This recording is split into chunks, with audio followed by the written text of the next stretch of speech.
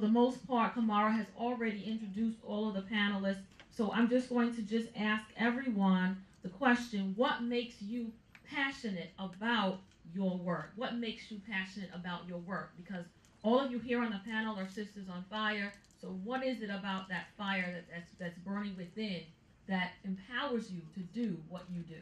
All right. Okay. So I started. Maybe the mic doesn't like me. Maybe the mic doesn't like me. Okay. Is that better? Okay, good. So I started my career. Actually, to be honest with you, I started my career in the theater arts. I created a documentary when I was 17. That won some awards, but based off of that documentary, I really was speaking about race relations that were happening in the town that I grew up in New Jersey, and the disparity between some of my black friends versus some of my white friends. And I really was starting to think about what are the root causes of some of that, besides just saying that racism plays a role, what really is the cause of that? And so I thought it was really important that I started thinking about my career, not only in terms of producing content for folks, but what am I actually doing? I'm producing content for educational purposes. I'm producing content so that people will start talking. And so the underlying gird of everything that I do is around education, because education and knowledge is definitely something that no one can take from you. And once you have that knowledge and that power, then it's up to you what you do with it. And so I actually, after doing all that and going to NYU Tisch School of the Arts, I became a teacher. In the classroom, I taught young students, and then I ended up teaching high school students, of which one of my former students is here, actually, today. And so from my work in education and creating my own education consulting company, based off of that work, it ended up being that a lot of people didn't really know how to handle their finances. And so I started telling people, or helping people start thinking about transferable skills as an educator into leveraging income in different ways. And what was I still doing? I was educating people. So everything is really about education. So I really think about education and financial empowerment as the civil rights movement of our time. If we don't have wealth and if we don't have knowledge, there's not very far that we can go in this world. And so that's what really drives my I'm just going to speak. I think so. If everyone can hear me? Yes. So I actually grew up in New Orleans, and when I went away to college, I was really planning to be a math major. But then as I was thinking and interacting with people and seeing what was going on in the community in New Haven, Connecticut, I thought I really wanted to do something that really helped people more. And so I decided to focus my energies on studying and going to medical school. And then once I went to medical school, I decided I really wanted to do something that helped women and children. And I decided to do the OB-GYN because I thought for pediatrics it would be really difficult to see children suffering. So in choosing what I chose, I thought it was sort of the best of both worlds. I get to take care of moms.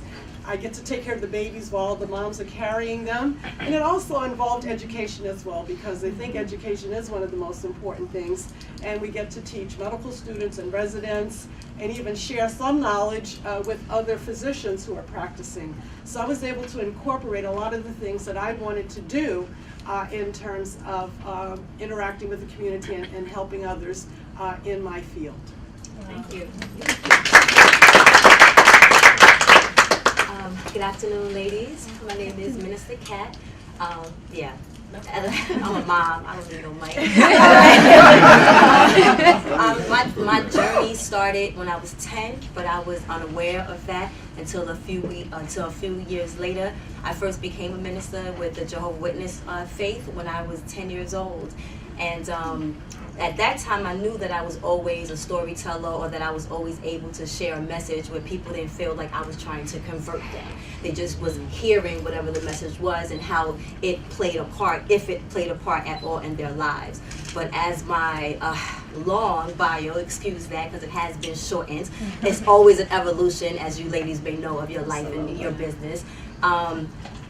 From 10 to just a few years back, everything else had to happen. My evolution of life, becoming a mother, finding my way. But when I became a mother, I knew that I didn't want to be a mother when I became a mother.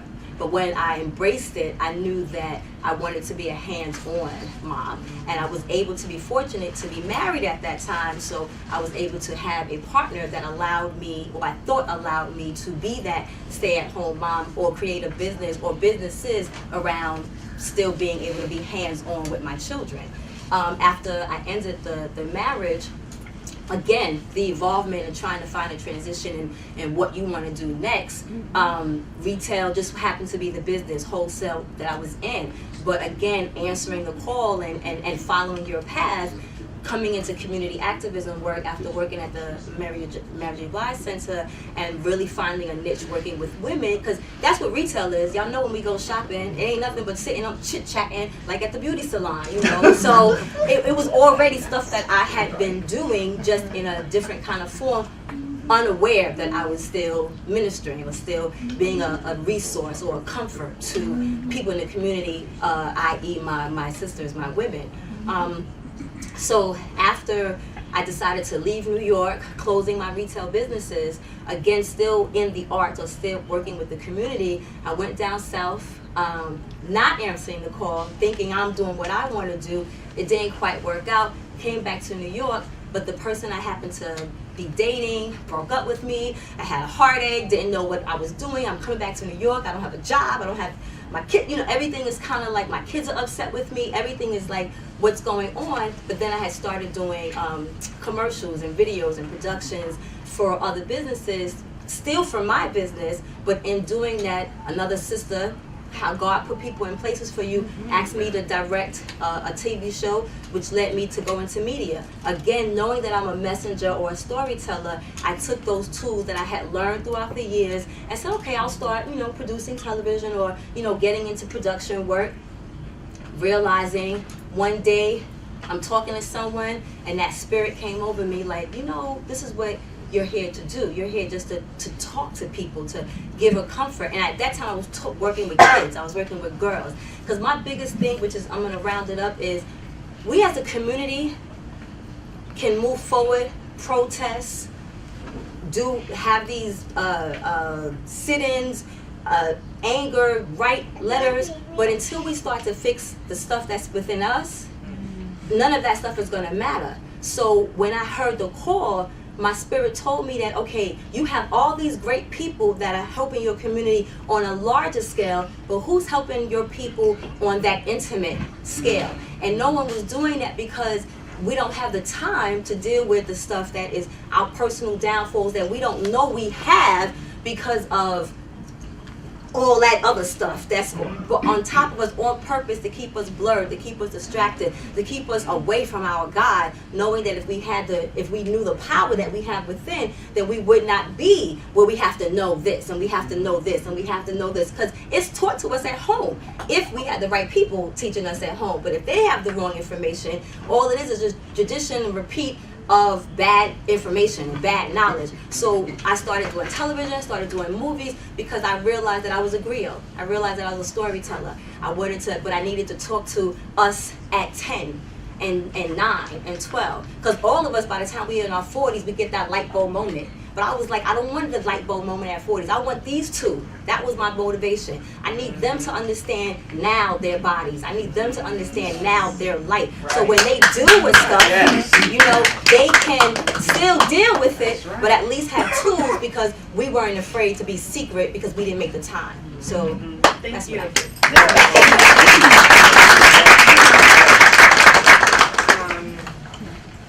My parents were both educators. My father was a chess instructor. My mother was a lawyer turned teacher after learning about the injustice in the school system. My father was teaching my sister at age 6 or 7 to play chess, and I'm just walking past them, and I'm like, move that one, and he'd walk away. Walk past again, move that one. And he realized he exposed me to something. So he had to tailor his approach on how to teach a 4-year-old to learn how to play chess. And from what he taught me, and then as I increased my knowledge base, he taught me how to teach others that were my age then, you know, how to teach chess. And what I've learned from that is if you can break something down to the level that a 4-year-old, a 5-year-old can understand, then you know your craft, you know what you're doing, and you know that anybody can understand this now. And I've taken that with me throughout my entire life, and I've been in many different careers, from customer service, and and it ultimately led to nursing, where you teach patients, you teach them how can you care for yourself. And my closest, or my most intimate moments with the patients are when they were leaving the hospital, when I used to work in the hospital, because you're about to be on your own. I have to teach you how to care for yourself in a different atmosphere. We took care of you here, and after leaving that industry, shall I say, well, not industry, but that form, I went to community-based nursing, and now I get to see the patients that leave the hospital and what they do at home, and realize they don't take any of that information. So you get to learn what's going on in the home and how to help them in their own environment. And you get to see why they're not taking their medicine. You get to see why they're not doing this. And so it started bleeding outside of their home into the community. Is it a trend? What's going on? So that's something that I always took to heart. The educational aspect is crucial, because you're not there to you can't take care of them forever. They have to be able to do for themselves. And that brought me to the starting this grassroots organization, Save Hempstead Students, when I was petitioning, and I asked people, constituents, I said, what's something you would like to change? And the first thing one said, buses. I want buses. And I'm like, what do you mean? And I to the point you don't even believe them. Like, what do you mean they don't have buses 3 miles away, or they don't have this, or they don't have that? And then you say safety and this, and it's like when that became the pillar of everything that the parents, not everybody, but parents, were speaking of, you have to look into it. And upon looking into it, I found that there were so many disparities in from one district to another. And we're what, 10, 15 miles away from Jericho, which is the best school in the nation. And we have a school that has a 37% passing rate. Okay, hold that for the State of the Union. Oh, sorry. All right. So that's why I'm doing this. Okay. So now we want to talk about something that all of us can relate to as Sisters of Fire. We want to talk about the status, the state of women, the state of the union in terms of Black women. And we know that in the past year, we know that we've accomplished, I want to say, exceptional historical political gains. We know that economically, that we are the group that's rising in terms of budding entrepreneurs, that we are building businesses across the nation, that Black women are shifting the culture everywhere we are. We are transforming things, but we also know that we're still struggling with our quality of life. We're struggling with equal pay. We're struggling with our relationships. So we want to talk about health issues, everything, mental health. We want to talk about everything that pertains to us. And so in order for us to do that, we have to ask the question, what is our status? In 2019, where do Black women stand in terms of where we are within the United States of America? And how can we, as all of the panelists, how can we use our expertise to share with all of the women that are here and to educate them about the state of affairs for African American women, whether it be right here in Nassau County, New York State, or on a national level. And hopefully by the time we finish this portion of the conversation, we can then ask that question, what can we do now that we have this information? How can all of us then be catalysts for change? And I'll remind you of that question at the end. So we're going to start on the other end now. We'll start with Sydney. Okay. No, I'm okay. You got? Can you guys hear me? Yes. Yes. Okay. So one thing is, percentage-wise, Black women are the highest degree earning people in the U.S. right now, at least amongst all of the women, shall I say, which is a great feat, and that's wonderful. what are we doing with that now? Once we have this degree, it's, you know, yes, there has to be some sort of a mentoring part, like a partnership where you can bring other people up. I think that Black women are the most underserved, overworked, underpaid, always stressed, and we do so much for everyone. We do so much for everyone, and we don't take that time for ourselves, and it damages us on the inside, and it can damage us on the outside. You have, when you're in a constant state of stress, you don't know when there's something wrong. You can't tell the difference. And it leads over from your health, your own health, into the children that you're raising, because they're now in a constant state of stress, and they can carry that on. As a mom, it comes in a few different ways. And a mom, one, being that even though we're the mothers or the head of the household, the ones that keep the foundation, that the head, it starts at the head. So if we're not balanced and taking care of ourselves or informing ourselves, then we can't pass on the right information to our children, because that's actually, you know, where it starts. You know, they say that between 9 and 12 is where that person is being developed. So in this world that we're now teaching all these women that they have voices as adult women or teenage women, are we teaching? I made it my mission, instead of talking so directly, I made it my mission to have those conversations with my children very early on. One of those conversations that I have with them now, which goes back to the literacy part, is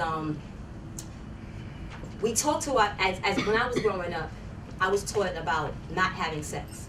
But I was only taught about not having sex, to not have children, and that it was a sin. Nothing else. I wasn't taught about the responsibility that came with having children, financially, mentally, and emotionally. I bring those things up because now I have children who are thinking about children. And my issue, or not my issue, what I teach them is there's nothing wrong with having children, but what about one being 20 and treating yourself?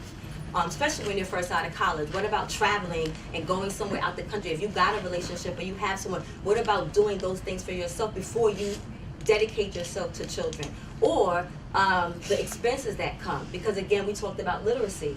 My husband and I, when we first started, first 2 years we had kids, but we made the investment because we were still working people to put our children in private care. That cost a lot of money for us. We had 2 small children in private care because at the age of 2, we knew how important it was to give them the foundation. We knew that we could not give them to a daycare simply to be babysit and watch for those hours that they weren't with us. We knew that we needed someone to help teach the same tools and foundations. We knew that when we had door on the wall or wall on the wall or glass on the wall, that the teacher was doing the same thing. And sometimes, unless you unfortunately pay for those things, you don't have it. But those foundations at 2, 3, 4 led to them going to the best schools in New York, led to my son, you know, that's a whole nother other story, but getting accepted to 11 of the 14 schools he applied for college. Those are the things now where he wants to be a mathematician, a teacher, a black male out here. Where my daughter, who's at 15, talking about, yeah, after college, I got a plan and kids ain't in it. You know what I'm saying? Not now, but it's her not. I want to be a mom. I want to do these things, but I see what you and my dad go through. I'm good for a minute. But unless those conversations was happening, you know, not to say that she could have been just like me, but I didn't have those conversations. So at 21, I was pregnant. I was 21 pregnant, didn't want kids, didn't know how to have kids, gave my kids up to ACS at one, like, went through stuff. You know, and not to say that I wouldn't have gone through stuff, but maybe if I was 10 and 12 and somebody kept it real and 100 with me, I might have made different decisions. So that's what I believe. That's why the mom thing is such a huge thing to me, because we can't send these kids off to the world and expect them to do all these things, and we're not giving. And that's another thing. As a parent, we think that we dictate their lives. We have to know as moms that our purpose is just to give them the information, the message. I know, I'm sorry, y'all. My daughter be working on me. Yeah. You need a YouTube special. I'm sorry? I said you need to YouTube this as a Oh, I do, girl. special- Y'all, I have a mean, channel. if you have Kamara will great, tell you. because It is. now Because it's it's too power. much to discuss on a All right, panel. I'm going to move on to Jack. Yeah. We want to keep moving. Yes, Is that ma'am. Jack? Yeah, so- We'll come back to you, and we just want to keep it moving. So Go ahead. to address issues around literacy, I would suggest three things.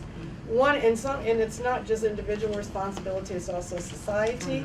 I think one of the things that we should look at is guaranteed paid leave after delivery, so you can spend more time with your children, so you can bond with them.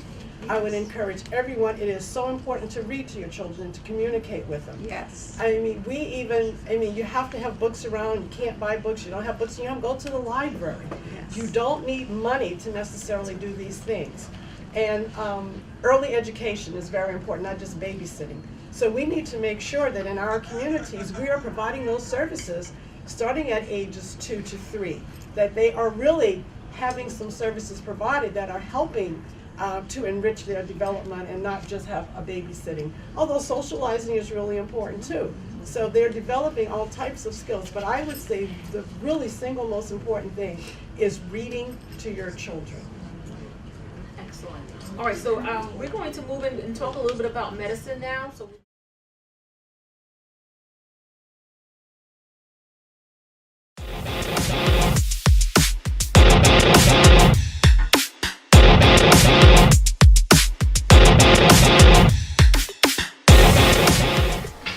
Daddy's girl, mama's pearl, God-fearing, Too-domineering, can't cook, small-time crook, alcohol, shopaholic, workaholic.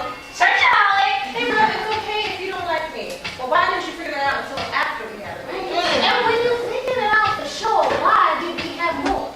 This play is about women and the struggles that women have within the society, struggles that sometimes they're not able to really communicate, because when you do communicate them, you're perceived as angry. Living and trying to survive in a racist and sexist society has separated us, divided us, caused us to raise our hands up against each other, curse each other, and it gives black men the excuse to use the B word and call us hoes. Stop. Excuse me?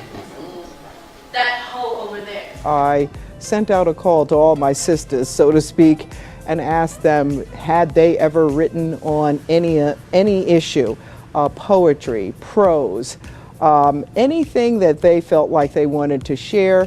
And so then I got such an outpouring of work that we decided to put it together into a play. I'm mad that we're trying to move, white folks move away. I'm mad about male-female relationships. There's issues that everybody is aware of, but nobody wants to talk about. And then there's issues if you are outside of the African American community, you just don't realize these issues exist. All he was doing was walking down the street with his headphones on, dancing to the beat. He didn't see the cop car coming down the street. They yelled, stop! Then they go and cop and drop him to his feet. Why?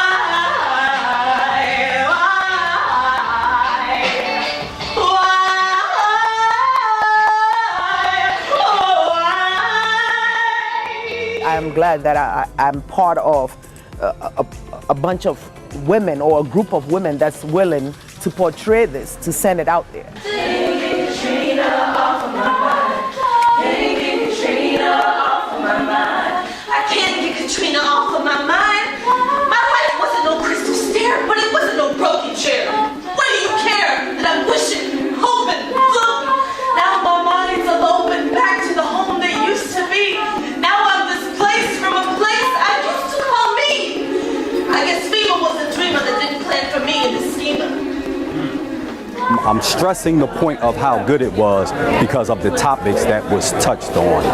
All I can say is, I don't know what the budget is, but people may need to get on board with this so this can be seen in other cities. It's a very interesting play that touched on what's really pertaining to blacks in our neighborhood.